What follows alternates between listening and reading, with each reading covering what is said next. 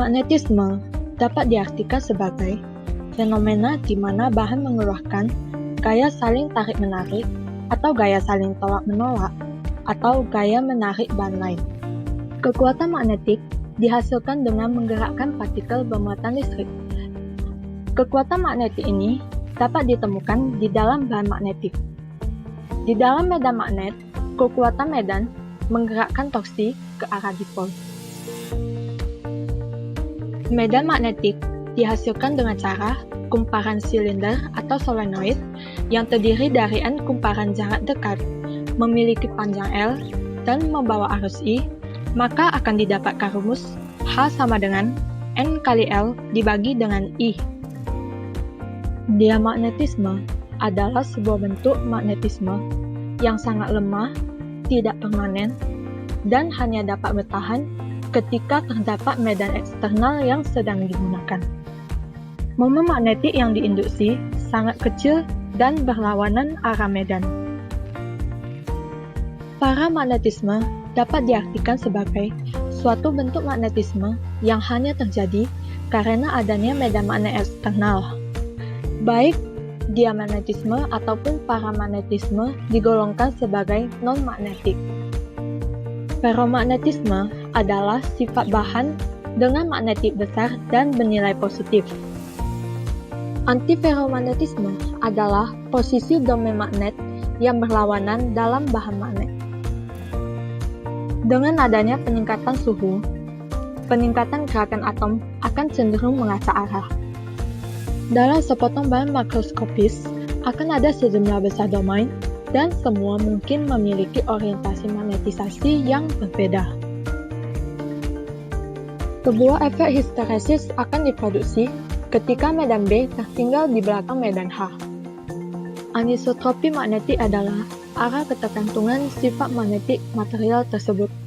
Dengan adanya medan magnet, maka akan memiliki arah. Bahan magnetik lunak ini merupakan magnet yang terbuat dari bahan yang mudah dibuat, akan tetapi setelah menjadi magnet, sifat kemagnetannya tidak dapat bertahan lama. Bahan magnet lunak ini digunakan pada perangkat yang terkena medan magnet secara bolak-balik, dan oleh karena itu energi kerugiannya harus rendah. Magnet lunak ini membutuhkan bahan yang mudah dimagnetisasi dan didemagnetisasi. Untuk kurva histerisnya itu relatif kecil, tipis, dan sempit. Contohnya itu pada alat pengangkut besi dan bel listrik. Untuk bahan magnetik keras, dia merupakan magnet yang biasanya sulit untuk dibuat, namun memiliki sifat kemagnetan yang kuat dan permanen. Magnet keras digunakan untuk aplikasi yang membutuhkan magnet permanen yang tidak mudah untuk didemagnetisasi.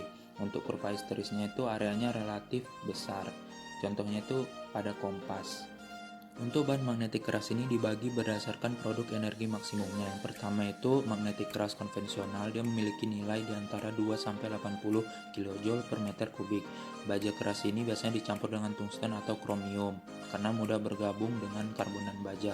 Selanjutnya bahan magnetik keras berenergi tinggi, dia memiliki nilai energinya lebih dari 80 kJ per meter kubik.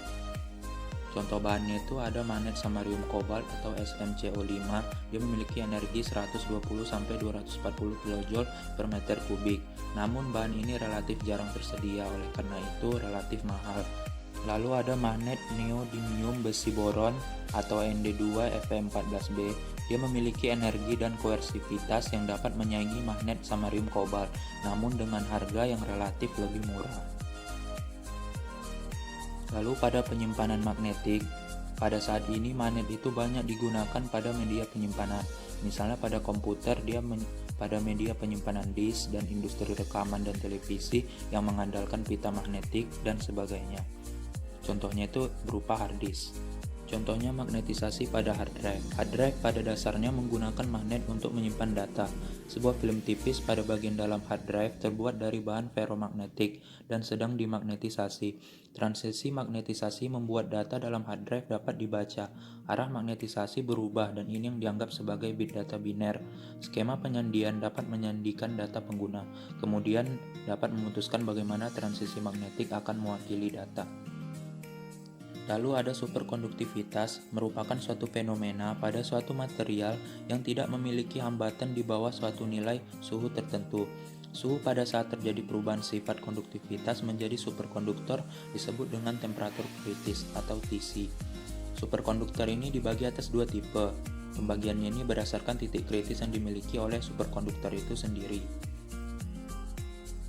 Yang pertama itu superkonduktor tipe 1. Pasangan elektron bergerak sepanjang terowongan penarik yang dibentuk ion-ion logam dalam bermuatan positif. Akibat dari adanya pembentukan pasangan dan tarikan ini, arus listrik akan bergerak dengan merata dan superkonduktivitas akan terjadi. Hal ini bisa dilihat secara fisik dengan efek Meissner, yakni gejala penolakan medan magnet luar dengan catatan kuat medannya tidak terlalu tinggi oleh superkonduktor. Bila kuat medannya melebihi batas kritis, gejala konduktivitasnya akan menghilang, maka superkonduktor tipe 1 akan terus-menerus menolak medan magnet yang diberikan hingga mencapai medan magnet kritis. Kemudian dengan tiba-tiba bahan berubah menjadi dalam keadaan normal. Selanjutnya untuk superkonduktor tipe 2, superkonduktor ini akan menolak medan magnet yang diberikan, namun perubahan sifat kemagnetannya tidak secara tiba-tiba seperti tipe 1, tetapi secara bertahap. Pada suhu kritis, maka bahan akan kembali ke keadaan semula. Superkonduktor tipe 2 memiliki suhu kritis yang lebih tinggi daripada superkonduktor tipe pertama.